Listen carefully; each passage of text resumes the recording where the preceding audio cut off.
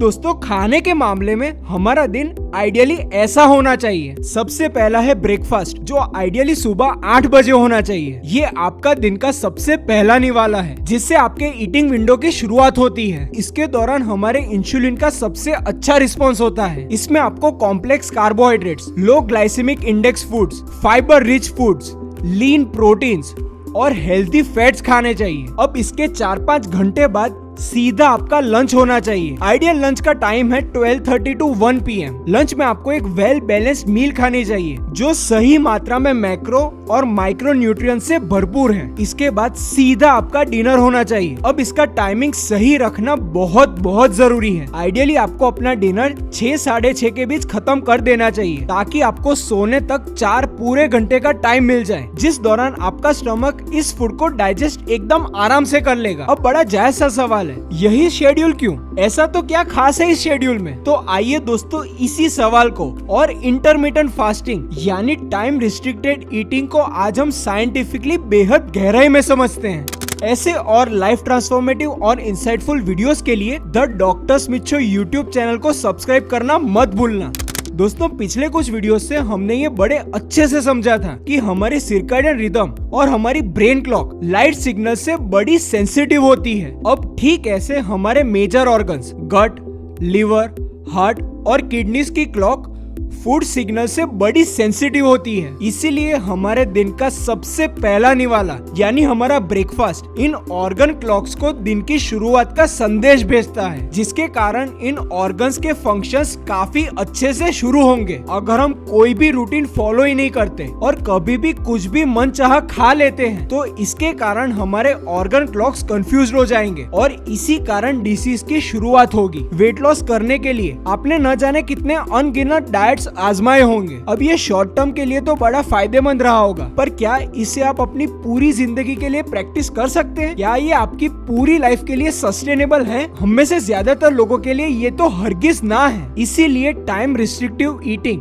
Also known as intermittent fasting, एक ज्यादा बेहतर ऑप्शन है, जिसे आप अपनी पूरी जिंदगी के लिए प्रैक्टिस कर सकते हैं। डॉक्टर सचिन पांडा, जो सर्कैडियन रिदम के एक एक्सपर्ट साइंटिस्ट हैं, उन्होंने 2015 में एक काफी इंटरेस्टिंग स्टडी कंडक्ट की थी। इस एक्सपेरिमेंट में उनके 10 पार्टिसिपेंट्स थे, जो सब ओवरवेट थे, यानी जिनकी BMI 25 से ज्यादा थी, और ये सब अपने पूरे दिन में मन चाहे टाइम पर मन चाहा खाते थे, यानी इनकी ईटिंग विंडो 14, 15, 16 घंटे थी। डॉक्टर सचिन पांडा ने इन सभी को 4 महीने के लिए 10 आवर ईटिंग विंडो फॉलो करने के लिए कहा। इस दौरान इनको खाने की पूरी छूट थी, यानी उन 10 घंटों के ईटिंग विंडो में वो अपना मन चाहा कुछ भी खा सकते थे। अब ऐसे 10 आवर ईटिंग विंडो के डेली रूटीन को 4 महीने फॉलो कर ये 10 लोग वापस एनालिसिस के लिए डॉक्टर सचिन पांडा के पास आए। अब इंटरेस्टिंगली इन सभी में 4% वेट लॉस पाया गया। इसके साथ साथ उन 10 लोगों ने ये कबूल किया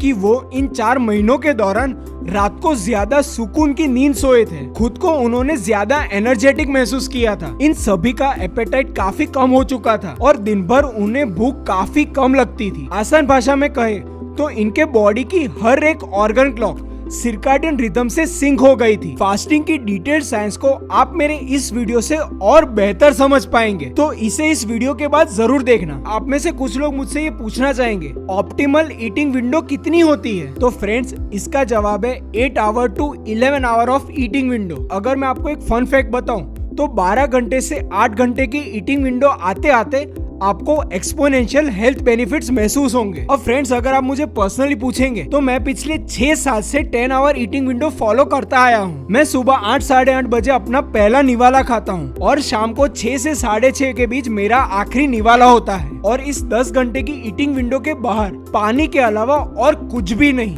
बिलीव मी फ्रेंड्स, ये महज एक डिसिप्लिन हेल्थ के मामले में एक लाइफ ट्रांसफॉर्मेटिव साबित होती है। दोस्तों, अगर आप अपना वेट लॉस कर ज्यादा हेल्दी बनना चाहते हैं, तो आपके लिए 8 से 9 घंटे की ईटिंग विंडो सबसे फायदेमंद रहेगी। पर यहाँ याद रखने वाली बात यह है कि हमें ये ग्रेजुअली करना चाहिए, यानी स्टार्टिंग में हमें सबसे पहले 12 घंटे की ईटिंग विंडो प्रैक्टिस करनी चाहिए। फिर हमें हर एक हफ्ते 1-1 घंटा कम करना चाहिए और ऐसे 3-4 हफ्तों में हम 8 या 9 घंटे की ईटिंग विंडो तक पहुंच जाएंगे। दोस्तों, हमारे शरीर को ज्यादा फैट बर्न करने के लिए डिनर के बाद 6 से 8 घंटे का फास्टिंग पीरियड चाहिए ही चाहिए। और अगर ये टाइम 12 घंटे का हो गया तो सोने पे सुहागा होगा। एक बार अपना मनचाहा वेट लॉस करने के बाद आप लाइफस्टाइल के तौर पर आप 10 to 12 आवर की ईटिंग विंडो पूरी लाइफ तक प्रैक्टिस कर सकते हैं। ये मेंटेनेंस के लिए सबसे आइडियल रहेगा। अब शायद आप पूछेंगे typical intermittent fasting day schedule बता। तो जैसा कि इस वीडियो के स्टार्टिंग में मैंने आपको बताया कि अपने दिन का सबसे पहला निवाला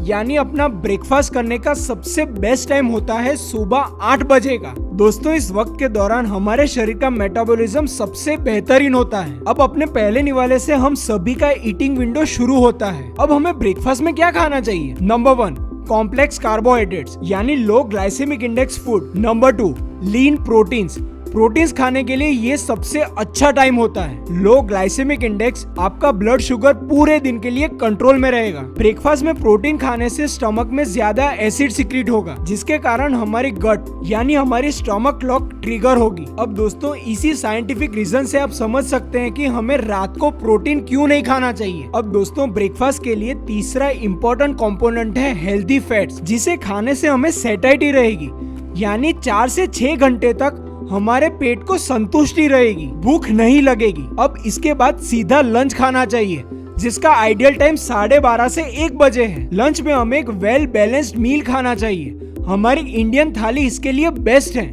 जिसमें मैक्रो और माइक्रो न्यूट्रिएंट्स का भरपूर मिश्रण होता है। अब इसके सीधे बाद आपको शाम को डिनर करना चाहिए। इसका आइडियल टाइम है 6 से 6:30 के बीच। डिनर में आपको ज्यादा गुड कार्बोहाइड्रेट्स खाने चाहिए, प्रोटीन कम से कम खाना चाहिए। अब दोस्तों ये पूरा 10 घंटे का टाइम रिस्ट्रिक्टेड ईटिंग यानी इंटरमिटेंट फास्टिंग का डेली शेड्यूल है। अगर आप 12 घंटे की इंटरमिटेंट फास्टिंग प्रैक्टिस कर रहे हैं तो उसका आइडियल टाइम होगा सुबह 7 बजे से लेकर शाम को 7 बजे तक। इसी 12 घंटे के टाइम स्लॉट में आप अपने अकॉर्डिंग चेंजेस ला सकते हैं। इंटरमिटेंट फास्टिंग को सक्सेसफुली प्रैक्टिस करने के लिए इन 5 नियमों को जरूर याद रखना। नंबर 1 नो सॉफ्ट ड्रिंक्स और soda, not even diet options. ये सब एम्प्टी कैलोरीज हैं जो आपकी ग्लूकोज मेटाबॉलिज्म की धज्जियां उड़ा देगी। Number 2 no pre packed fruit और वेजिटेबल जूस। दोस्तों इन सभी में प्रिजर्वेटिव्स होते हैं जो आपके इंटेस्टाइन्स को डैमेज करते हैं। Number 3 no breakfast cereals. ये सिंपल कार्बोहाइड्रेट्स होते हैं, ये हमारी सेहत के लिए अच्छे नहीं होते। नंबर 4 नो एनर्जी और प्रोटीन बार्स। इन सभी में शुगर और प्रिजर्वेटिव्स होते ही होते हैं। And number 5 no processed foods. इन सबसे ही डायबिटीज,